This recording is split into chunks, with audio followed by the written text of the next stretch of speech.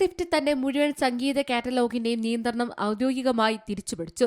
സ്വന്തം സൃഷ്ടികൾ സ്വന്തമാക്കാനുള്ള ദീർഘകാല പോരാട്ടത്തിലെ ഒരു നാഴികക്കല്ലാണ് ടേലർ സ്വിഫ്റ്റ് അടയാളപ്പെടുത്തിയിരിക്കുന്നത്. വെള്ളിയാഴ്ച തന്റെ ഔദ്യോഗിക വെബ്സൈറ്റിൽ പങ്കിട്ട ഒരു പ്രസ്താവനയിൽ ഞാൻ ഇതുവരെ ചെയ്തിട്ടുള്ള എല്ലാ സംഗീതവും ഇപ്പോൾ എന്റേതാണെന്ന് ഗായിക കുറിച്ചു. തന്റെ ആദ്യകാല കാറ്റലോഗിന്റെ ഏറ്റവും പുതിയ ഉടമയായ സ്വകാര്യ ഇക്വിറ്റി സ്ഥാപനമായ ഷാംറോക്ക് ക്യാപിറ്റലിൽ നിന്നാണ് തന്റെ യഥാർത്ഥ റെക്കോർഡിംഗുകളുടെ അവകാശം വാങ്ങിയതെന്ന് സ്വിഫ്റ്റ് വെളിപ്പെടുത്തി. കൃത്യമായ വില വെളിപ്പെടുത്തിയിട്ടില്ല.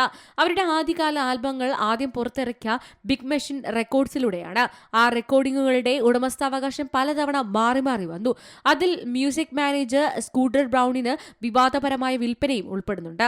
ഇത് പൊതു തർക്കങ്ങൾക്ക് കാരണമാവുകയും സ്വിഫ്റ്റിന്റെ ആദ്യ 6 ആൽബങ്ങൾ വീണ്ടും റെക്കോർഡ് ചെയ്യാനുള്ള തീരുമാനത്തിലേക്ക് വരെ നയിക്കുകയും ചെയ്തു. ഏതായാലും ഈ നിയമ പോരാട്ടത്തിനാണ് ഒടുവിൽ ഫലം കണ്ടത്. തന്റെ ആൽബങ്ങൾക്കൊപ്പമുള്ള ഫോട്ടോകൾ എക്സിലും ഇൻസ്റ്റഗ്രാമിലും ഗായിക പോസ്റ്റ് ചെയ്തു. Entertainment desk, C Malayalam news.